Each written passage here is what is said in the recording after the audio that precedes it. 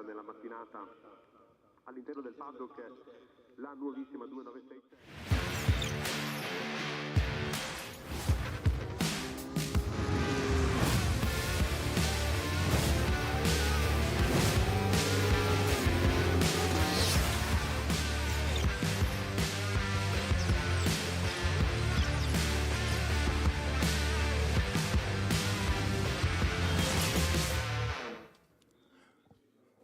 Hello everyone, a very good afternoon and welcome to the Finale Mondiale 2023. Here we are in Mugello in Tuscany where the rain is coming down and we have qualifying about to get underway for our Coppa drivers in Ferrari Challenge Europe, and it's going to be a testing session for qualifying for these drivers with weather conditions which are less than perfect and a big grid of cars that will be out there to try and set their qualifying time. This is precisely where we are then in the Tuscany region of Italy. And of course, you can follow us on @Ferrari Races. We would love you to be part of our family and come and join the fun, as it were. So we have the Finale Mondiale weekend then, the conclusion to our 2023 season. It all ends here. And you can see just a little bit of blue between the clouds. Am I being just a tad ambitious? I really rather think I am. The air temperature is 17 degrees. The track temperature lowly 16 degrees, and the rain is coming down, unfortunately, and that has been the case for the last few days. And we are expecting, if I'm honest with you, having looked at the forecast, that today is going to be the worst of the days. It is going to get increasingly better as the weekend progresses. I say weekend, of course, here we are on Wednesday, and already we are qualifying. So we're going to take a look at this fantastic track then that is the wonderful Mugello circuit. 5.245 kilometers, 14 turns, 6 of them are left and 8 of them are right. And as we've gone through sector 1, here we can go through the very technical sector 2. And then it all rounds up, of course, as we head towards the start-finish straight again through sector 3 and that long winding turn 15 or 14, depending on how you count them, where you try and carry as much speed as possible, running downhill to the start-finish straight to try and give you as much lift as you can. Going on to the start-finish straight, which also has 2 uphill sections, and we'll explain those when we get to see the track. Here's Masaru Yoneda then, one of our Japan drivers who is here for the Finale Mondiale weekend, and you can just see the car of Eric Chung there in the background, and you can see that the weather conditions are less than pleasant. Von Skeltemar for Kessel Racing, one of the most photographed cars on the Ferrari Challenge paddock by dint of the shark's teeth that adorn the front of the car. Also adorn the crash helmet and all his luggage as well.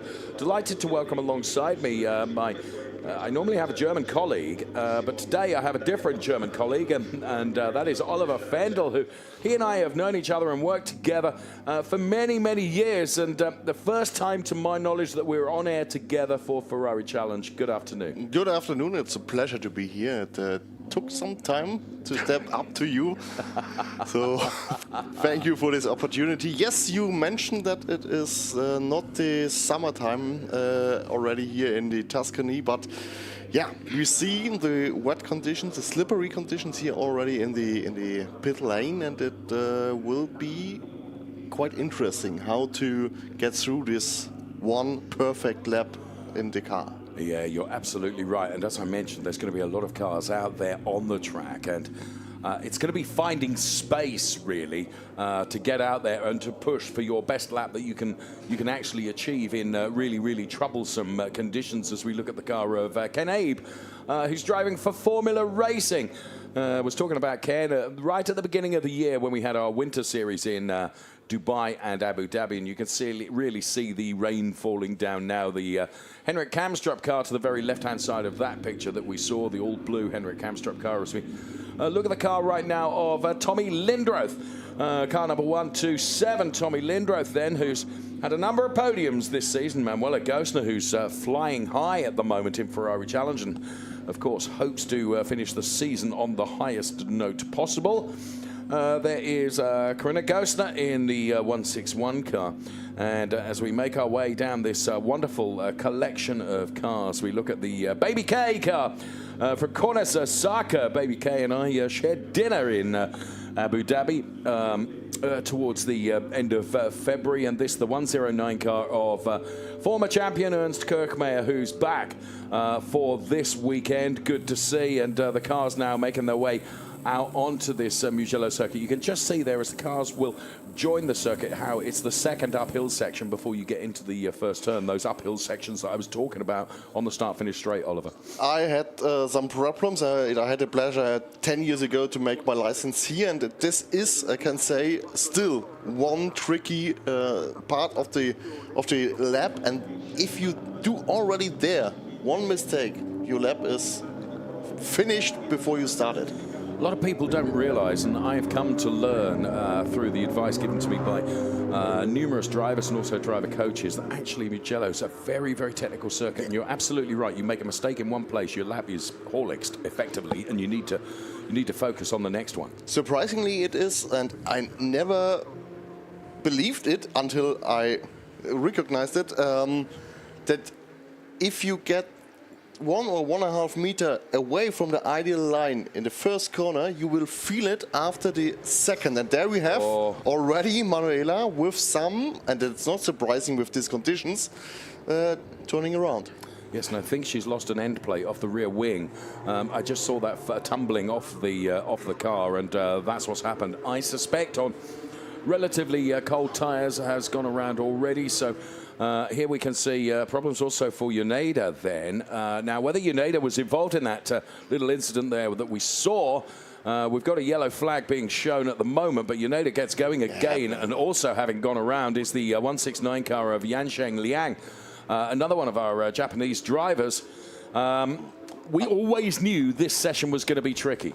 But I expect that the yellow flag will turn immediately to a red flag, because if you just look out the windows, you see that the rain gets more heavy and heavier, and then wow, it's already really tricky, and that it will be difficult for the next 5 to 10 minutes. We have on our schedule, basically we've got 3 qualifying sessions back to back, almost, and you know, we can see that the rain really is falling now. There's a lot of standing water around the 5.2 kilometers of this track, and we await to see how race control judges this. But for the moment, the clock remains active, and we're just over the first 2.5 minutes of this session. Now, of course, the drivers will be out there and just trying to see where they can push and where they can't push. Aquaplaning could be a potential issue. Now, we do know that the Pirelli wet weather tyres work really, really well in terms of dissipating the water around. But when you get standing water as well, it's really, really difficult, however good those tyres are. And certainly these are potentially the worst conditions that our drivers could have for qualifying. And you can see as they make their way up the start-finish straight now, you can really see against the Finale Mondiali 2023 banner just how that rain is absolutely pummeling down. So let's take a look at James Wyland then, a hugely experienced Ferrari Challenge racer. Has raced in North America, has also raced in the what was then the Asia Pacific Series, and has had regular campaigns in Europe as well, and is a fine driver. And if anyone can master these really, really tricky conditions, James Wyland is one of those drivers that probably could. And we run the clock on the Rosso Corsa racer, then it's great. He told me when I saw him at Silverstone many, many weeks ago that he was hoping to be able to compete. And you could see the car getting just a bit twitchy as he was then braking to go into that turn. We got a red flag, Oliver, as indeed you predicted. Yeah, but I think it's the one and only solution you can have here, session suspended at this moment. It is definitely too much water on the track, and clear decision, makes sense to stop it now, because it's too difficult, and it's, as you see, the water not only standing, it's getting more and more in the corners, and then, obvious it is not possible to drive good lap or a proper racing or qualifying lap, and here you see the water coming through the button of the cars. I've just gone, literally, I just left you on your own, which is always a dangerous thing to do, truthfully, with a live microphone, but I did, I took the gamble. I just went out because it is actually... I did not disappoint you. No, you didn't. You can actually, and you might be able to hear this over my voice, you can actually hear the rain on the we have a studio which is in the start-finish straight, and you can actually hear the rain on the roof of the building. That's how it is really, really coming down now. And there is Manuel Gosner. You see how much water coming, not only through the tires, also coming out of the front. That's, yeah, it's definitely, in my opinion, the right solution and the right decision to stop it before someone hits the barriers. Yeah, and it's, you know, to be fair, and this is what is really, really good about the Ferrari Challenge race direction, in that they look at the conditions, and if they judge it to be just silly to continue, then they will cull it, and it's exactly the right decision. You're absolutely right. We can see Christian Kinch here, another hugely experienced driver in the 128 car, and there you can see the 169 car coming through on our shot there of Yansheng Liang, and now there is the when you see how much water is standing in this pit lane, then it's more swim. It's, yeah, get your kayak out almost, isn't it? So, and I'm happy that we went through the paddock in a dry condition, back to here, but yeah. Only just made it, didn't we? Just 5 minutes. Yeah, that's all it was. 5 minutes ago, or 10 minutes from now ago, it was just dry, and then it came dark and quite fast, and then now we have the result, and we'll see. Yeah. Well, everyone suspends what they were doing, and that of course also applies not only to the drivers but also the teams as well, who have to operate in these conditions also. And big heartfelt to our camera crews that are down there running on the RF cameras, and one of the poor cameramen that you can see there getting absolutely soaked now. There's the 178 car of Axel Sartingen. Now, if ever there needed to be a metaphorical German towel put across the Sun Lounger, Axel has done that, because of course he has already sealed the championship this year, and yeah, he did it in fine form. He had such a tremendous year last year with a fight with Franz Engstler all the way to the championship. Just got usurped by France, and there's no denying that France deserved it. But this year he's made it his own. For good reasons, because France was stepping up, but I expect that we will see both next year on the same level again, and it will be interesting, both on a really high level. The one is the experienced one, that's France with DTM experience, and Axel, who is stepping up and time by time the last 4 or 5 years. And he's really on a good level at the moment, and he showed it the whole season long. And yeah, that's the result, because he deserves to collecting this title this year early before the Finale Mondiale. You were mentioning there Franz Engstler and the tremendous success that he's had in a career which started back in 1932. No, I'm kidding. Yeah.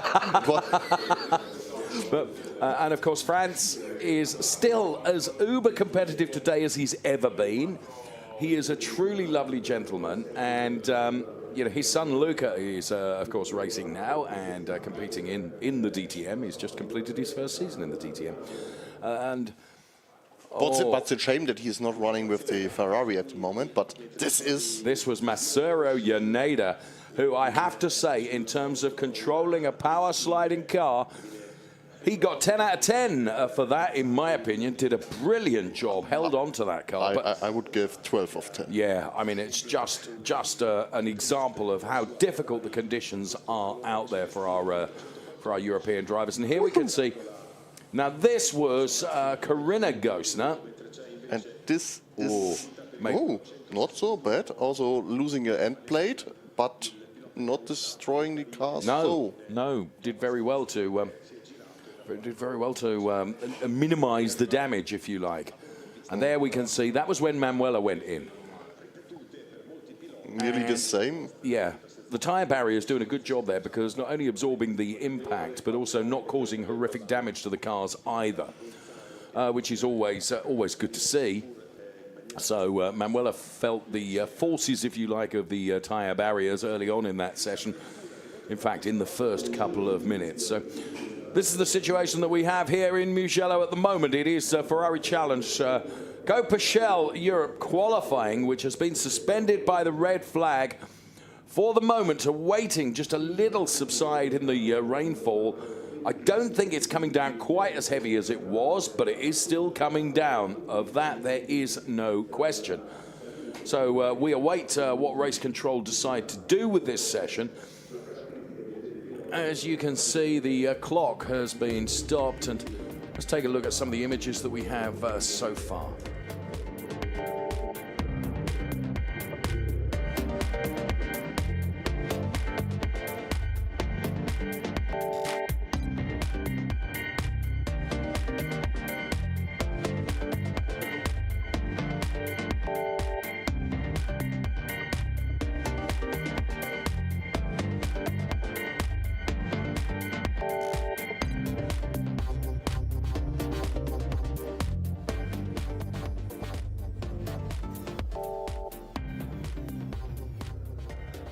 So just some of the images to music then that we could bring you from what has been a very short qualifying session thus far.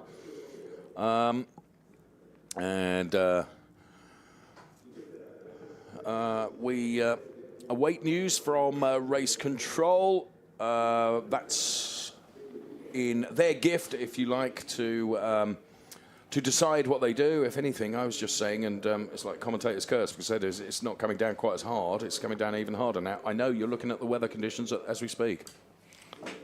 Yes, and it's quite interesting. Then the meteo expects ending of rain in 10 to 15 minutes, and then we will see if it happens. The rain got 2-3 minutes back, a bit lighter, but now it's starting again, getting more and more. But yeah, we will see what conditions will be and what race control says. In my opinion, interruption for 15 minutes makes sense. Yeah. No, I think Claudio Garavini is our race director, and he rules the Ferrari Challenge with a rod of iron, but he's always got driver safety right at the absolute top of the agenda, and he just felt the conditions were such that with so many cars out there, it was going to be very, very difficult for the session to continue. So it has been curtailed just for the moment. As soon as we get any information, we will bring that to you. And here we are then at Mugello at the start of the finale Mondiali weekend, and what we're going to do to entertain you to the best of our ability, on account of the fact that neither Oliver or I are going to start singing, we'll bring you as many images as we can from the various activities that have already been taken place here, and here's the first of them.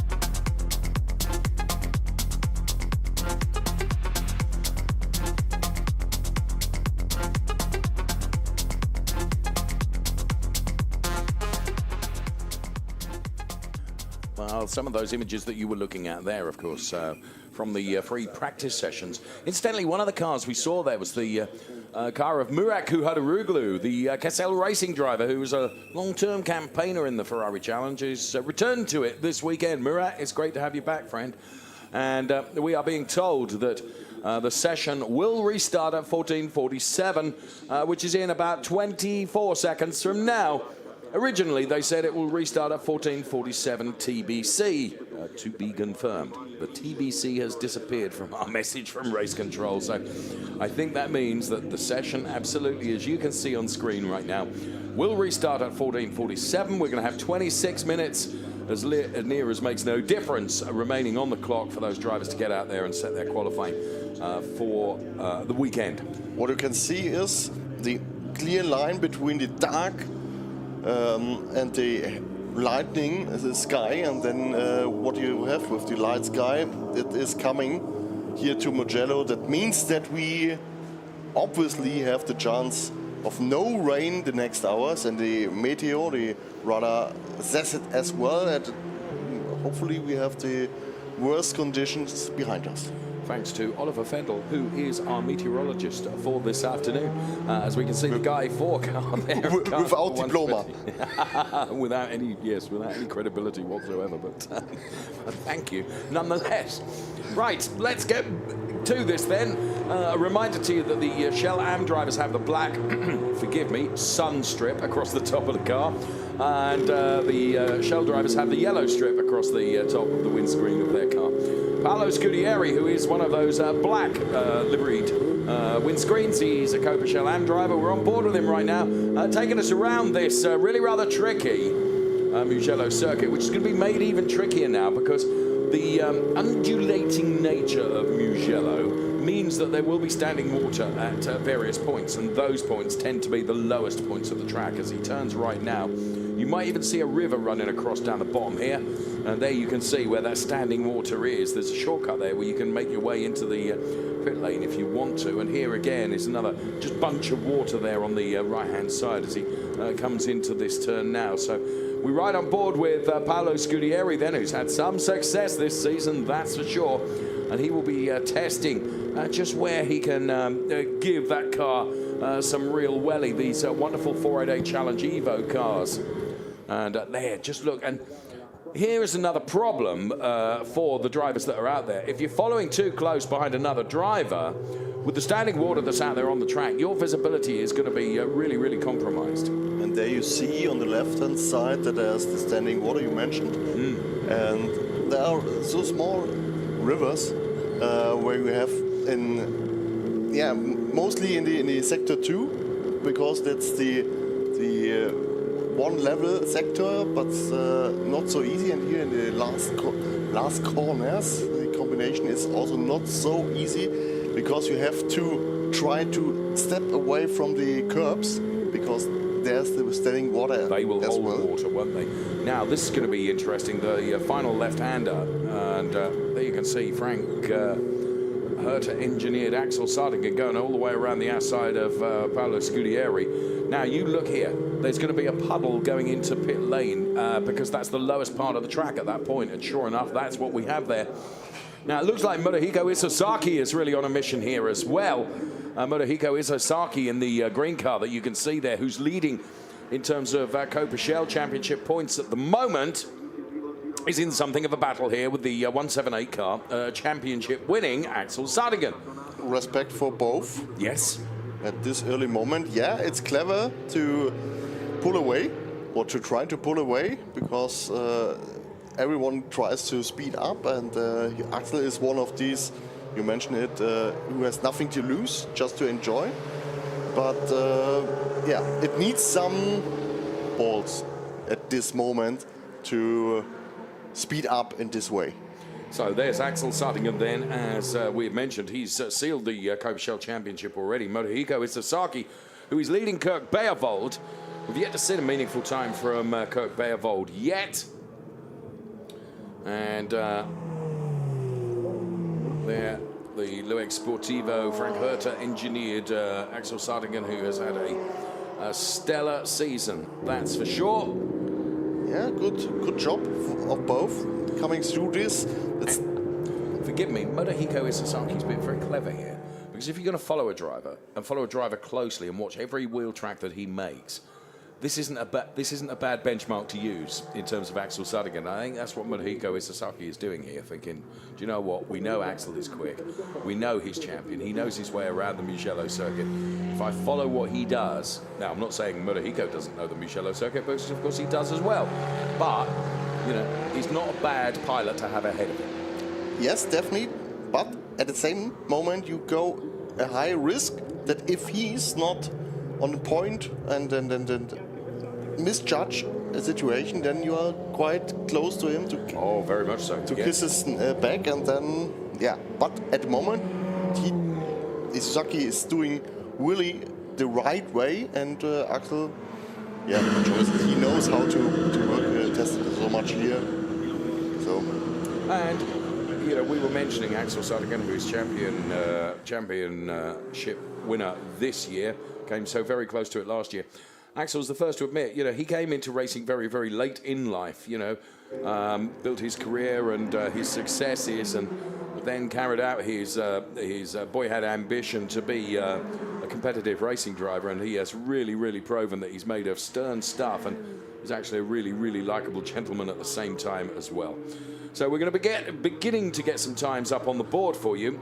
Axel Sardigan, no surprise, 2:29.161, the quickest so far, ahead of Motohiko Isasaki, who is just 0.6 behind him. Here is John Dillon, driving the number 151 car for Greypool Nottingham. Now, John Dillon's had a dual campaign this year, because he's been driving in the European Series and also driving in the UK Series as well. So John has had a lot of seat time, and he's a really, really improved driver. Matt Griffin is his driver coach, and John Dillon taking a podium at the last event, which was at Spa-Francorchamps, and as you can see, he's posted 2 purple sectors. However, he runs a bit wide now. Well, that was deliberate on John's part here. But because he's going this wide, that is, in my opinion, an effect of this overtaking just 200 meters before. This is what we mentioned at the beginning, that when you leave the ideal line here, it's so technical that you feel it 500, 600 meters later. Fair point. So he's rounding the final turn now, then he'll give it as much as he dares in terms of a footfall heading up the start-finish straight, which climbs in 2 parts. This is part 1 of the hills. And let's see what John Dillon is able to post here. 2:29.161. He's blitzed that because he has posted a 2:26.689. So it's a full 2.5 seconds quicker than anybody else. So John just had the perfect trajectory there. I don't think it was a perfect lap, and I think he will admit that there was areas where he perhaps wasn't absolutely perfect, but for the moment, John Dillon goes P1. Now, Murat Kuhadaroglu, who I mentioned, has returned to the Ferrari Challenge for this weekend, has got Motohiko Isasaki and Axel Sardigan. This is like a race as they go side by side here. Motohiko Isasaki is just onto the painted white lines. Now, as always the case, that it's always going to be more slippery on the painted lines, and Motohiko Isasaki was well on them. He saved it. But that's given him something of a slingshot past Axel Sardigan now. Yeah, that was clever, preparing the exit and then trying to overtake. And in dry conditions at the end of this straight, you get over 300, 310 normally in dry conditions with some cars. And then if you brake, and you brake quite late, you feel how your back comes up 10 centimeters. You really feel it, and that makes it so difficult to find the right point to come into the corner. But he did it quite good. Whilst you were describing that so eloquently, Ernst Kirchmeier has gone quickest for the Shell drivers, another hugely experienced driver. And Henrik Kamstrup has gone quickest for the Shell Am drivers. So John Dillon, the car that we're looking at right now, is relegated to P3 overall at the moment. But as you can see, S1, S2 are coloured purple. If you're new to motor racing, basically, if they're coloured purple, it means quicker than anybody else out there on track. If they're coloured blue, it means personal best.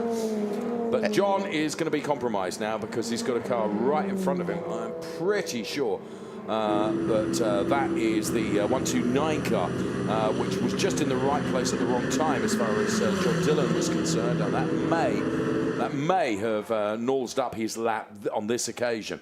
He's got past now, and he heads for home, as it were, and the timing line to break the timing beam. So John Dillon was on target through Sector 1 and Sector 2 to go quicker than Ernst Kirchmeier. Has he managed to do it? I reckon he's lost time in the final sector. Well, he did lose time, but he still posted a personal best in Sector 3, so that has now given him P2. It's Ernst Kirchmeier P1, John Dillon P2. For the Shell Am drivers, it's Henrik Kamstrup ahead of Stefano Marazzi. And this is Christian Kinch in the back-to-guard liveried 128 car. Christian Kinch, a long-time campaigner in the Ferrari Challengers. We've got another red flag as Christian Kinch is back end. Let's go. And once you're on the grass, you are nothing other than a passenger, I regret to say. And also having gone around is the 170 car as well. And you can see that, and that will be the reason for the red flag, because that car is going to have to be recovered. That is the car of Ken Abe, if I'm not mistaken. And he made contact with the barriers. That hurts. Yeah. Wow. But the integral safety of the 488 Challenge Evo is such that Ken Abe, I'm sure, will be out of the car and be perfectly okay. But it was quite interesting how Christian Kinch caught his car before. I just wonder, and I have no evidence of it at all, I just wonder whether Christian was behind Ken Abe and saw that coming, and there he took evasive action. There is Ken Abe out of the car, absolutely perfectly okay. There is testament to just how good these 488 Challenge Evo's cars are with regards to integral safety. You could see the energy being absorbed by the car as it made contact. And it was not a tire where it crashed in, it was a wall, and then you see how good this safety construction is, and how fast he got out and is really in a good shape. Yeah. What I had in the last 2 minutes on my eyes is that we improved in 3 laps more than 4 seconds. Wow.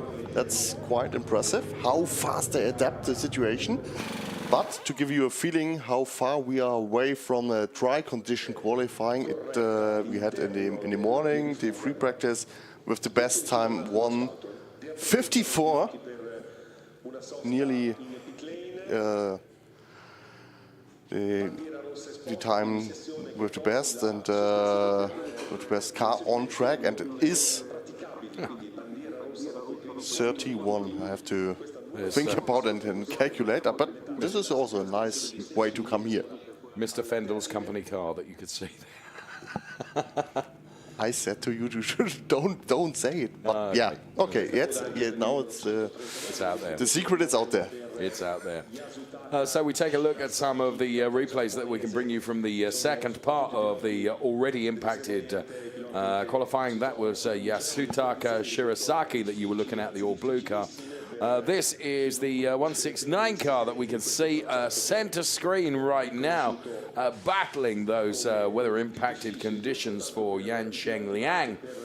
Doing a good job, one of our Japanese drivers who is from the CTF group. China is the team behind that 169 car. And this is the 111 car of Martinus Richter, if I'm not mistaken. Martinus Richter from Mertel Motorsport, whose home is in Nuremberg in Germany, which is famed, of course, for that wonderful street circuit called the Norris Ring. The 152 car driven to great aplomb, it has to be said, by...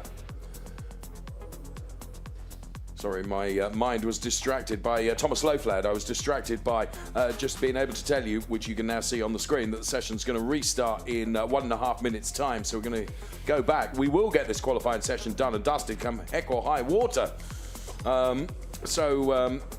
Yeah, what are we going to have left on the clock? 16 minutes or so.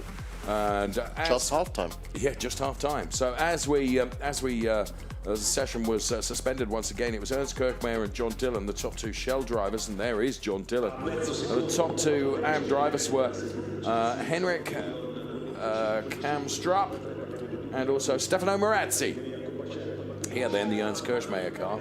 He is impressing me so much. He's not such a good driver. It's impressive. He was also first time driving, if I remember right, at the Red Bull Ring this year. And there's his team boss, Philippe Barron. Yeah. And Philip is like the archetypal school headmaster, where he whoops the bottom of Ernst Kirchmayr if he feels he's not delivering what he should be doing. And you can see, I mean, Philip is a former Ferrari Challenge multi-champion, former single-seater racer. He knows what he's talking about. Now runs that Baron Motorsport team. Yeah, that's why the Golden Group and the Golden Baron Motorsport team is that successful, because they are experienced. They are real motorsport guys. They have the petrol in the veins. So yeah, and Ernst Kirchmayr as well is one of these. Also, sorry for that. In that age he is in that shape. Some young guys are not. Oh, absolutely. And Ernst has been a phenomenal success. And again, like Axel Suttinger, as we were talking about, you know, came into racing later in life than perhaps he would have liked to, but focused on other priorities in his life. And let's go back to qualifying once again. We are, as Oliver Fendel said, at about half-time. Well, 40 seconds away from half-time of this 30-minute session, which is being led by Ernst Kirchmayr for the Shell drivers and for Henrik Kamstrup for the AM drivers. The Austrian and the German driver from each of those categories, respectively, are managing to find the best out of this Mugello circuit in conditions now which it isn't raining, I don't think, and so there will still be plenty of water out there on the track. We're certainly not going to be in a position, I would suggest, before the end of today, where we're going to see anything like a dry line beginning to emerge, because the ambient temperature is not such now but at this time of the year. The slight wind is going up. Okay. Maybe we see there a dry line, but you are totally right. It takes some time until we see it. Right. Just under 15 minutes then. And what they've got to do now, and these suspensions in the session are really difficult for the drivers. They're really difficult for the teams as well, because you have to reset. And, you know, if you were Ernst Kirchmayr or Henrik Kamstrup and you're delivering really, really well, your confidence is taking a buoying and you're feeling really, really good. And then all of a sudden, bleh, the session comes to an end. You've got to pick yourself up again and go out and do it all over again. And, of course, if you'd managed to find, which is critical in this qualifying session in particular, if you'd managed to find relatively clear space on track, you'd also got a huge advantage, because I regret to say, with the 168 car now parked in the gravel, as you can see, that of the Yan Binzing CTF Group China car, I'm going to see another red flag, I'm sorry to say. So just as John Dillon thinks, I'm going to go here, his team say... That's exactly what you mentioned. You get back in the focus, in the tunnel, and then you stop again. And that's not only frustrating, it's I work as well with some drivers, and it's really difficult for them to manage this and to keep the focusing level at this point. And it robs you a lot of energy. Yeah, of course, of course. Now, what I should also mention is right now the clock gets stopped again with just under 14 minutes. There are a number of prolific drivers that have not yet even set a time. Dr. Stephen Earle, Peter Christensen, Christian Kinch, Alexander Nussbaumer, Werner Genter, Giuseppe Romelli and Willem van der Worm. So the Yan Binzing car is going to have to be recovered from there. It's beached in there too difficult. He can't get it out by its own traction, because the gravel trap has done exactly what it is designed to do, and that is basically to scrub the speed off and for the car to be dug into that gravel. That's exactly why they're designed the way they are. So Paolo Scudieri then, and you could see a couple of the drivers, they were taking that shortcut that I mentioned, that you can get into the pit lane. Paolo Scudieri having to anchor the car up to allow those drivers to come in and beat him in the queue, if you like, into the pit lane. So here we are again, I am tempted to say. Yeah, the best part they know is the pit lane for today. Absolutely. This pit lane has seen more traffic than the entire 5.2 kilometers of the racing circuit at the moment, but we are in very, very tricky condition territory. I think it is going to get better as the day goes on, but You know, we are at the, where are we now? Local time, it's 3:05. We've got Best another time for tea. We've got another tea, indeed. If anyone's listening, white, no sugar. Thank you. We've got another 2 big qualifying sessions to come as well, and I'm just looking at the clock and thinking, you know what?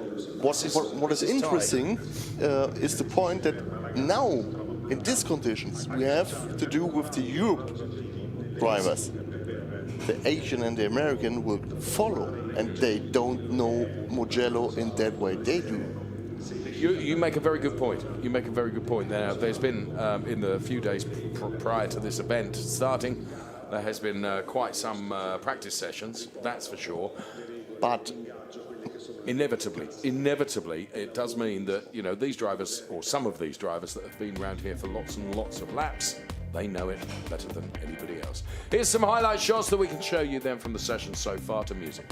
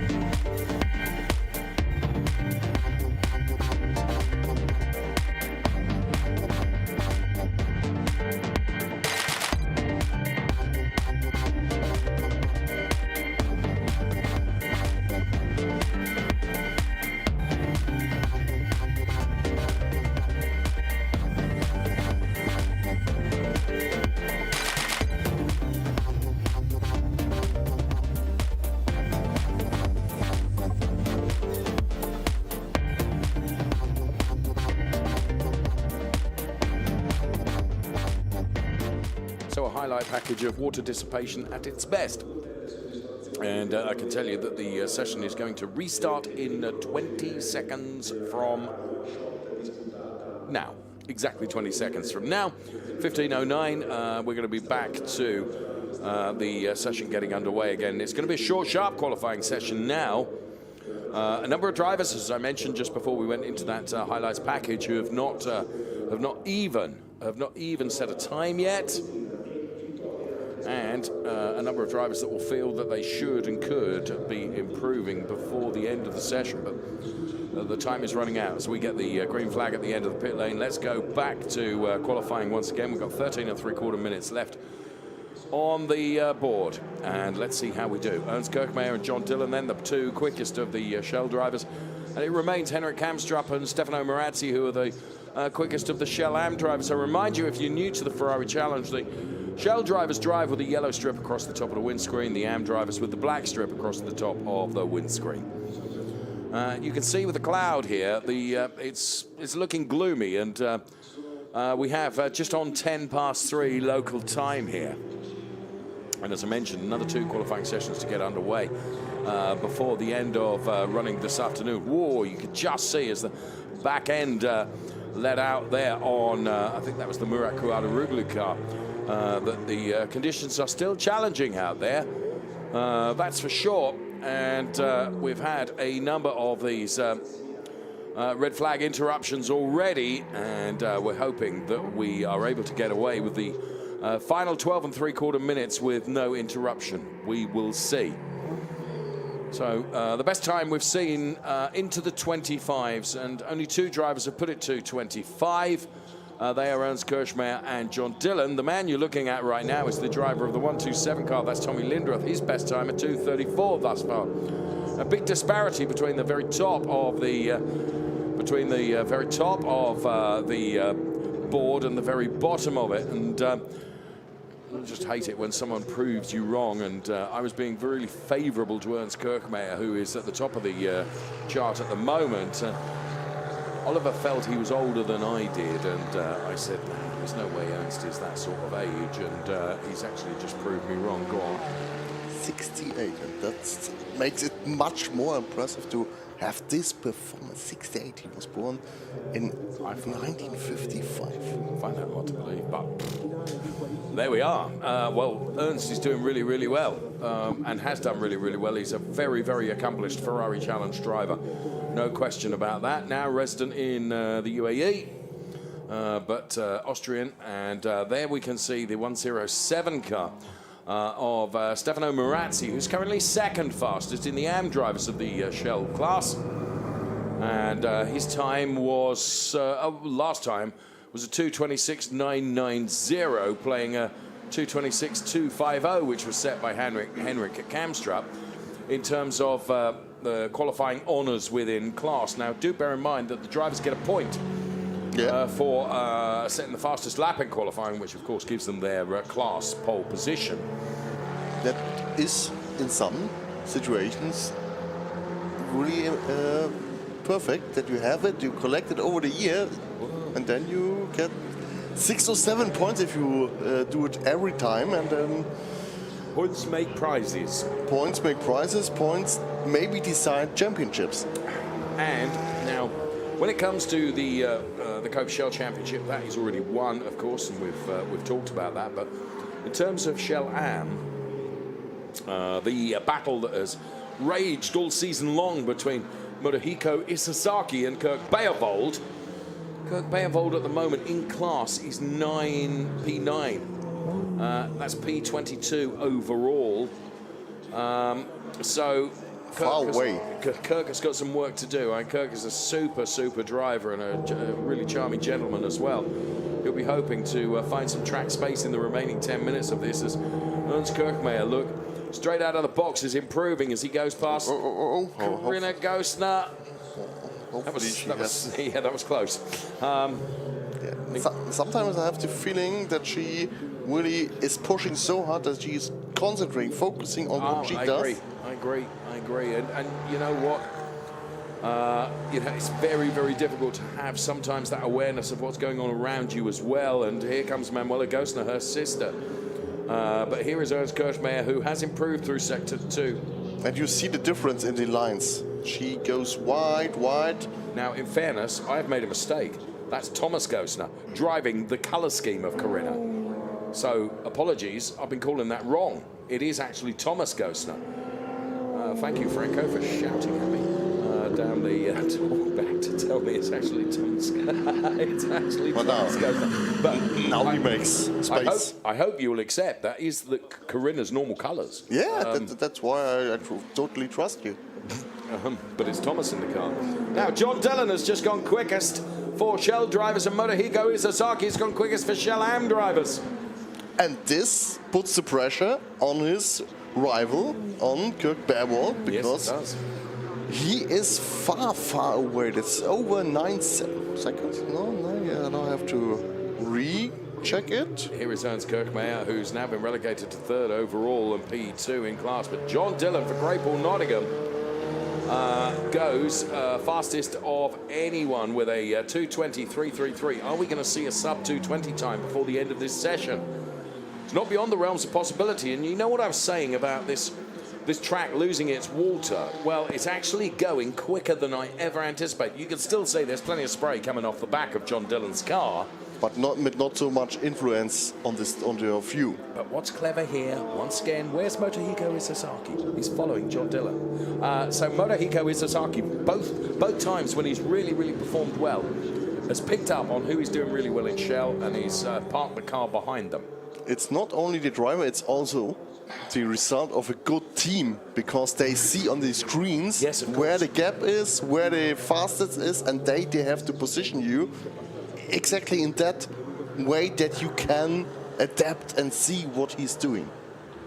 Well, here is the driver that is P1 at the moment. Now, you can see that he even improved through Sector 1 on his previous best time. He's improved in Sector 2 as well. I said, are we going to see a sub 2:20 time before the end of this session? We've got 7 minutes still to run. Easily. And I'm not sure I agree with easily, but what is he up? Because I didn't look at the cumulative time. What is he up so far? 7/10? Yeah, 7. Which would be easy, relatively. So you're right. Again, this is irritating. So sorry, but I just do it first time. Typical. Here comes John Dillon, round in the final turn then, and heading to break the timing beam. Is he going to be the first driver into the 219s? 15, 16, 17. Here comes the line. 18, 19, 6, 9, 1. By 6.5 tenths, look. Yeah, but he lost in the last sector. He did, and he lost in the middle sector as well. Someone went quicker than him in the middle sector, whoever it was. Who's gone quickest in the middle sector now? Don't know. Yeah, he just lost the fastest time in sector 2. I just saw it change from purple to grey, but No, he hasn't. yeah, no, I know. It's the timing screen hasn't updated. Now. It has now. It's Stefano Marazzi. So Motohiko Isazaki then, who remains steadfast in that P2 position overall, but P1 within class. We watch him now, the Cornez Motochiba driver, who has had a lot of success this season. And John Dillon absolutely, seemingly loving these improving conditions. Damp, but improving. But we see, that's why the last sector, slippery conditions still. We see in the last sector that there obviously is some more water on the line. That's why he lost again some time. And now you see there is also some problems on the track. Not so easy like it is in the first sector. Well, the thing is, the other thing to bear in mind is that the wet weather tyres work best when it's wet. Yes. You know, and the more actually you get the best out of the tyres, the wetter they are actually. So as the water begins to dissipate off the track, what you tend to see, and I don't think we'll see it in the 5 minutes we've got left in this session, you'll actually see drivers hunting the water on the track to keep the tyres in the operating window. That's not the case yet. They don't need to do that yet, but certainly when it comes to the next sessions, that may very well play a part. Stefano Marazzi has now gone quicker than anyone else. He's taken 5 100ths out of the previous best time from John Dillon with a 2:19.638. Motohiko Isazaki's on a quick one as well. He's gone quicker than anyone through sector 1, a personal best through sector 2. Motohiko Isazaki has got one more corner to do before heading towards the timing line. Is he going to be quickest overall? And bearing in mind, Motohiko Isazaki is a Shell Am driver. His target time at 2:19.638. Here we go. As he crosses the timing line, it's a 2:19.6.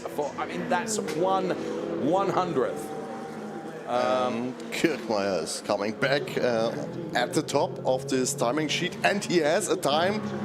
That's amazing. He's taken 2.3 seconds, not tenths, not 100ths, 2.3 seconds out of the time that was just set by Stefano Marazzi.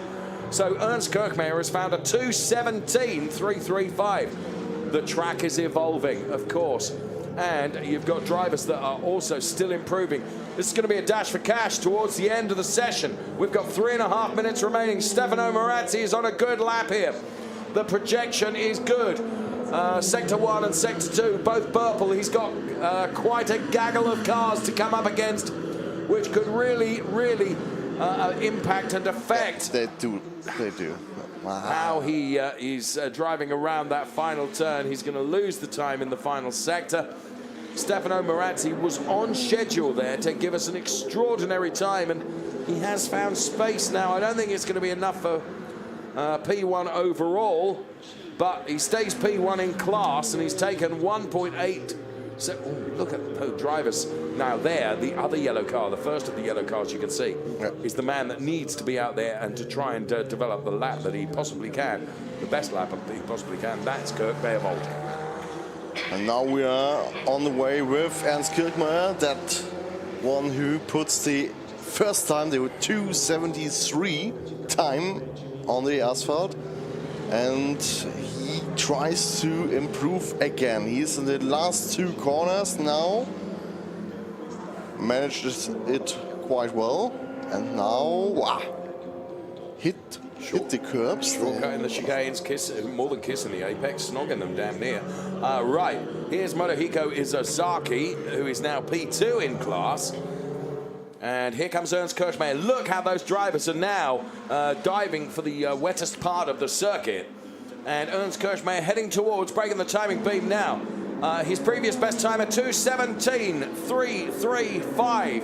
Here comes Ernst Kirchmayr, and he crosses the timing line. He's taken a 2:16.665. That's 1.1 seconds quicker. But this is not improving by 100ths of tenths. This is impressive. Improving by big lumps.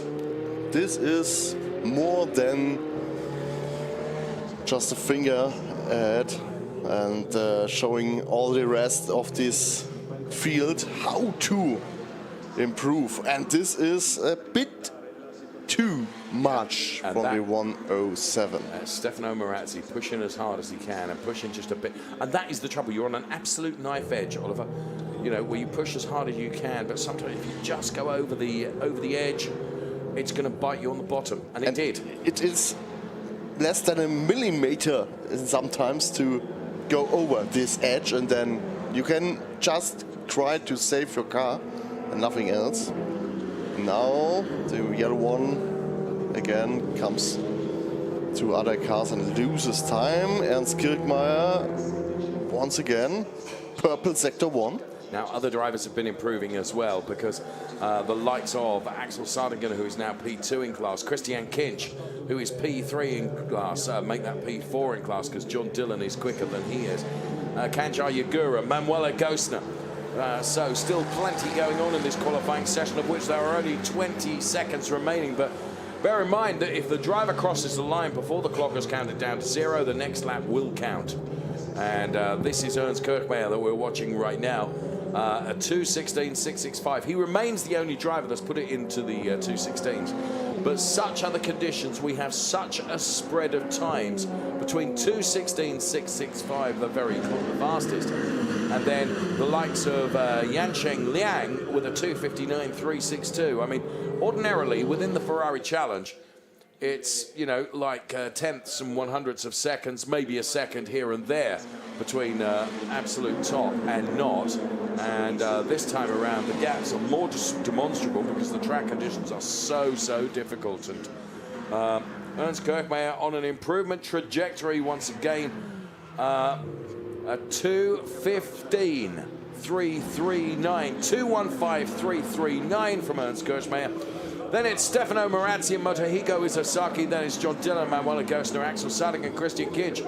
I am hunting down the list to ascertain where Philip Barron and Axel Jeffries alongside him there, pretty happy. Axel Jeffries is also a really experienced driver. Very good driver. A long time. I remember him from starting his career in the Formula long time ago in Asia. Yeah. And as normal and routine, the first 3 cars have to go to the scrutineering, just checking everything. That's normal in motorsport. They got the info about this, and yeah, to be fair and honest, I'm really impressed by the fastest man on track. Now, just as the session has come to a close, and what we said about being across the line just ahead of the clock going down, one of the beneficiaries there was Christian Kinch. Well done, Christian. Second fastest in class. Brilliant job. Now, this is Kirk Beervold, I think it was, that's just crossing the line. And Kirk Beervold was one of the drivers that really needed to improve. But failed. It's P7 in class. So actually, it was Stefano Marazzi that we were looking at. The 2 yellow cars were almost absolutely identical. Stefano Marazzi still P1 in class, and he done a very good job. So this is the man then that has done all the hard work out there, posting a time of 2:15.339. Ernst Kirchmayr, P1 for Coppa Shell, and for Coppa Shell AM with a time of 2:17.829, it is Stefano Marazzi that has taken that coveted P1 position. Wow, that was a really dramatic and difficult qualifying session for all of the drivers. Well done to them all for coping with those conditions so admirably. A number of drivers ending up perhaps pointing in the wrong direction or not being exactly where they wanted to be. But Stefano Marazzi then, the 107 car, as I mentioned, he's the best of the Shell AM drivers, best of the Shell drivers, Ernst Kirchmeier. It was difficult, but a pleasure to join the session with you. Thank you. And yeah, we learned a lot for driving here at the starting point of this long Finale Mondiali, starting today with us here at the Condesa booth and continuing until Sunday. Indeed so. Up next, stand by, we have the North America qualifying, which we're being advised is now going to be starting at 15:30, so that's in about 2.5 minutes' time. Possiamo proseguire per quanto riguarda la lettura della classe M con 11° tempo per Masafumi Iwatashi, 12° Stefan Herle, 13° Pino Pascaro, poi con il 14° tempo Luis Perugia. 16° Jansen Bianche, 16° Berta Biancher e Giancarella sono gestionando. Here, confirmation then of the qualifying result with Ernst Kirchmeier, the best of the Coppa Shell drivers, and Stefano Marazzi, the best of the Coppa Shell AM drivers. Christian Kinch going P2 in class, P3 overall, right at the end of the qualifying session. And Motohiko Isasaki finishing P4 overall, but of course P2 in class.